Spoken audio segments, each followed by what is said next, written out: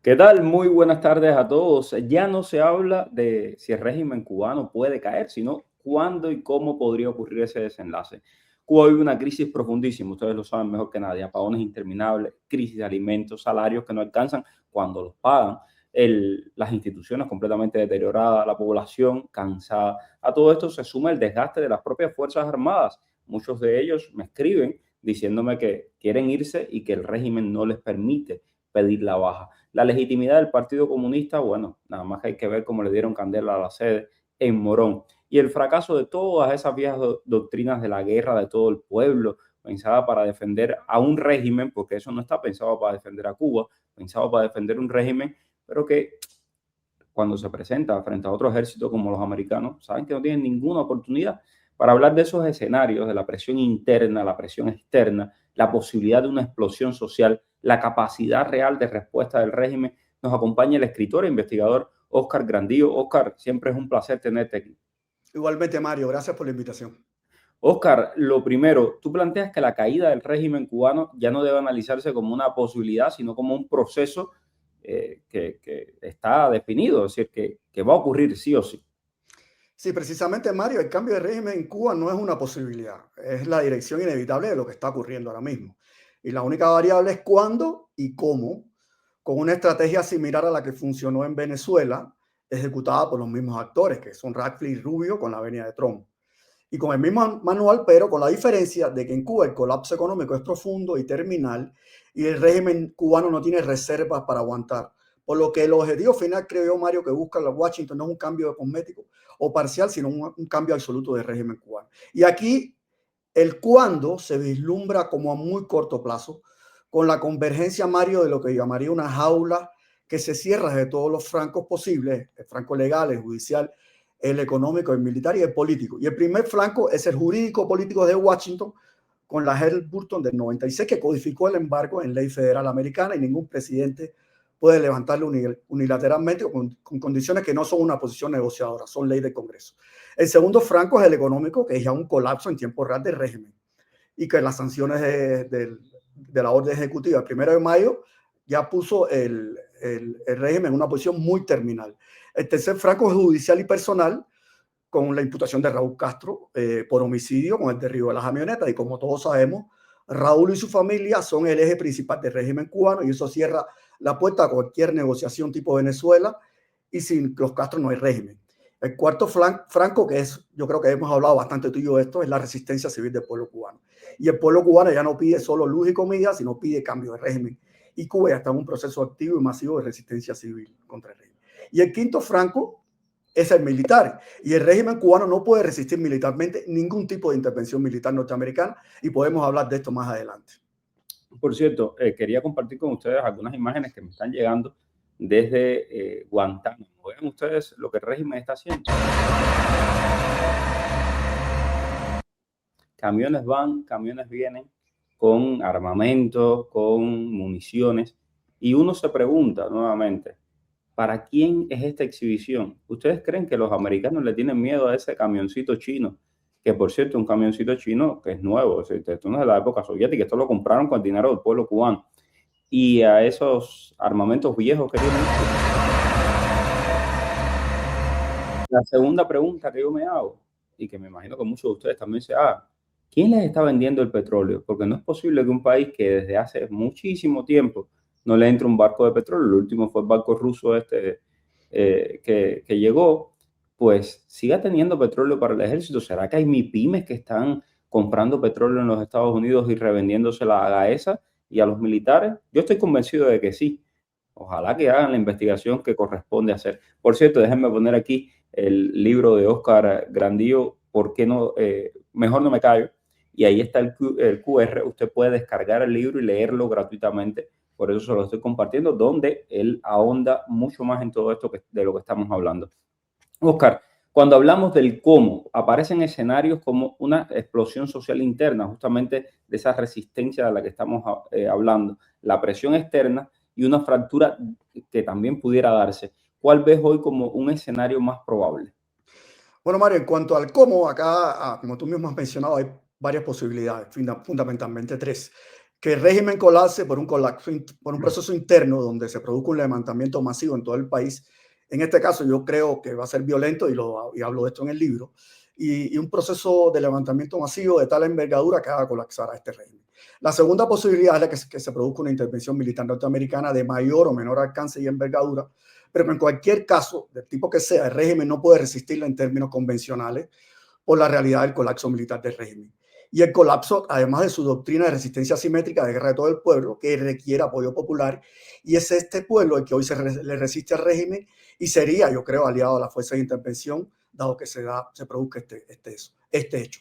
Y el tercer escenario, Mario, que sería una combinación de los dos primeros, y se daría por un levantamiento masivo que es reprimido, y esto llamaría a los Estados Unidos a intervenir, o se daría por la intervención de cualquier tipo militar de Estados Unidos, y esto generaría un levantamiento masivo contra el régimen como apoyo a la intervención. En todos los casos, el régimen va a colapsar a corto plazo, ya que entre el cuándo, que no creo que pase del verano realmente. Y más bien, repito, que pudiera producirse en cualquiera de los escenarios anteriores en cualquier momento. Y aquí es que yo defino el régimen como una frase americana que dice dead man walking, que es cuando las personas van caminando hacia su ejecución en Estados Unidos cuando son condenadas a muerte. El régimen cubano está vivo, o muy precariamente, pero ya es un régimen que en cualquier momento puede colapsar, y habíamos hablado de esto, ¿no? Que uno se acuesta todas las noches pensando en cuando se levante, cuándo se va a producir este colapso, y yo creo que va a ser inminente. Esto de la guerra de todo el pueblo, por cierto, de lo que hablabas, ¿no? De que la gente ya está, esto fue anoche, en Holguín, en el oriente de Cuba, y así es todas las noches. Ayer también sonaron calderos en Guanabacoa, y la gente hace lo que puede, desde la resistencia que puede hacer, que es esta, sonar calderos, etcétera, porque es un pueblo desarmado contra un ejército que está hecho para callarlos. Por cierto, que vi, a propósito de este indictment, de esta acusación contra Raúl Castro, vi que el primo del Cangrejo, Arturo López Callejas, el profesor, que es profesor de una universidad aquí en Texas, pues anda criticando este indictment. Por supuesto, no se podía esperar otra cosa, es parte de la familia, ¿no? El primo del Cangrejo. Y hablando del Cangrejo, tenemos estas imágenes, déjenme compartirlas. Déjenme, a ver, aquí están. Aquí están. Y Canel, ¿qué te pareció este acto? Porque esto para mí fue de lo más patético, impresionante. Ahí tienen Pues es un acto desesperado, Mario. O sea, y están echando mano de este tipo de actos que realmente son obsoletos y no tienen ningún sentido. Y lo que demuestra es la debilidad del régimen. De por sí ves que la asistencia a este acto es muy pobre comparada con la capacidad de movilización que tenía el régimen hace unos años. Y es evidente que lo que movilizan son las pocas gente que trabajan para el partido, trabajan para las empresas que manejan Gaesa, etcétera, etcétera. O sea, es muy patético ver este tipo de actos patrióticos militares que en realidad lo que demuestra es la debilidad absoluta del régimen cubano. Por cierto, que el otro día se me olvidó, ayer se me olvidó que les puse al cangrejito con la mujer, la modelo que andaba por Panamá tratando de fertilizarse. Y el cangrejito con ahí lo tienen con la cadena de oro, ancho calibre. Y alguien me dijo, Mario, te faltó el reloj. Véanlo ahí, un Rolex. Un Rolex, porque si eres Castro, usa Rolex. Tú, esto de proletario, estas cosas. No, eso de la pobreza. No, la pobreza no es para ellos. Ellos son los millonarios. Pero bueno, vamos a seguir con este tema. El régimen ha hablado durante muchísimo tiempo de esta doctrina de la guerra de todo el pueblo. Tú lo decías, el pueblo no va a apoyar a un régimen que los tiene pasando hambre, que los tiene sin electricidad.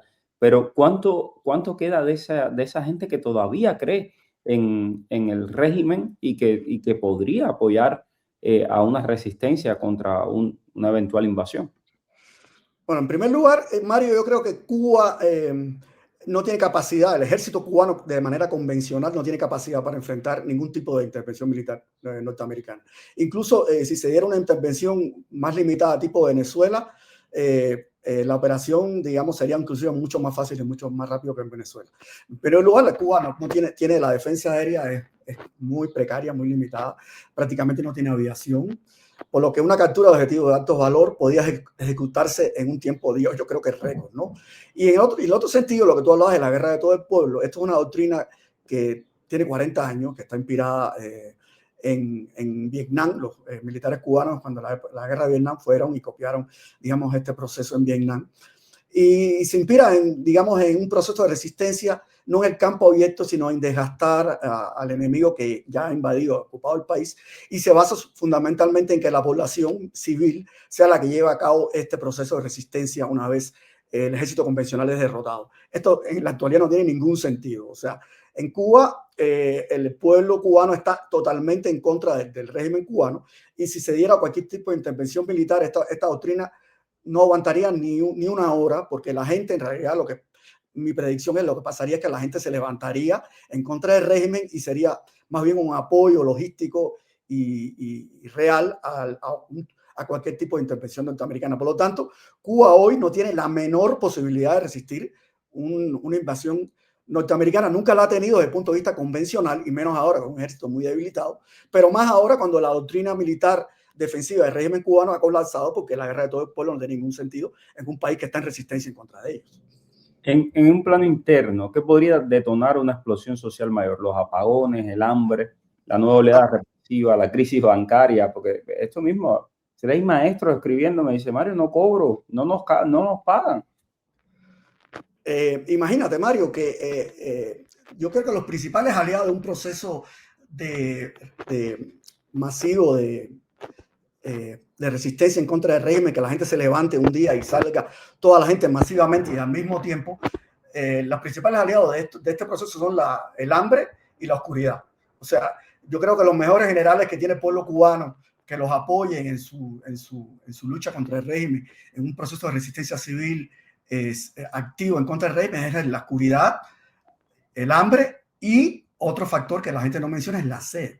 O sea, Cuba está muriendo de sed, un país donde hay mucha lluvia, etcétera, etcétera, pero la sed es un tema importante porque no hay suministro de agua potable ni en las ciudades ni en el campo. Por lo tanto, esto es un proceso de que no es el cuándo, no puede esperar mucho, porque si el cuándo espera mucho, el país va a morir como país. O sea, la gente está muriendo de hambre, la gente está muriendo de sed, y la gente no puede aguantar una situación que es insostenible para ellos mientras los que dirigen este régimen, que es una clase feudal, se muestran públicamente con relojes de miles de dólares, con ropa carísima, etcétera, etcétera. Por lo tanto, el régimen es el catalizador de su propio fin, porque son realmente estúpidos. O sea, están pasando lo que Hannah Arendt definió una vez como la paradoja del totalitarismo, que estos regímenes tienen unas élites totalitarias que viven tan divorciadas de su propia realidad, de la realidad que vive su pueblo, que al final estas élites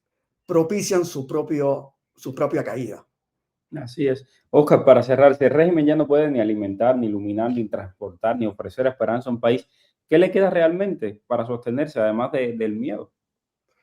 Solamente el miedo, no les queda absolutamente nada más. Ellos están echando mano, digamos, de la propaganda y de los aliados que tienen internacionalmente, porque el régimen no tiene, digamos, ya aliados dentro de Cuba. Si tú te fijas en estas manifestaciones, ves gente muy mayor, realmente son gente que están totalmente adoctrinadas y que no tienen ningún peso en la generalidad de la población. Ves gente que está muy vinculada al régimen, pero realmente el apoyo mayor que tiene el régimen fuera de Cuba. Y estás viendo como mucha gente que apoya al régimen en Estados Unidos, por ejemplo, está echando mano de bulos, como que si se produce una intervención norteamericana va a haber deportaciones masivas, es para asustar, y sobre todo a la población cubana en el exilio. Son bulos desesperados que tratan de que hay un miedo muy grande a un proceso de intervención militar. Está el miedo del éxodo masivo, que si se da una intervención podría haber un éxodo masivo, cuando en realidad eso no creo que se produzca, en primer lugar, porque si se produce una intervención lo primero que van a hacer es paralizar cualquier posibilidad de éxodo masivo, y la gente tampoco tiene los elementos para hacerlo. Entonces, lo que le queda al régimen es los apoyos exteriores, pero del interior no le queda absolutamente nada, y yo creo que esto es una cuestión de tiempo. Repito, el régimen cubano es como ese condenado a muerte que está caminando hacia el patíbulo, que ya está vivo, pero es una muerte inminente. Bueno, esperemos que el tiro de gracia sea pronto. Les dejo el libro de Oscar Grandillo. Si quieren ahondar en estos temas, puede descargar gratuitamente también desde Cuba, así que aprovechen. Mucha gente en Cuba que le gusta leer y que me ha pedido el libro, ahí está, completamente gratis, en el QR lo pueden descargar. Así que nada, muchas gracias, Oscar, pues, por la conversación, y estaremos al pendiente.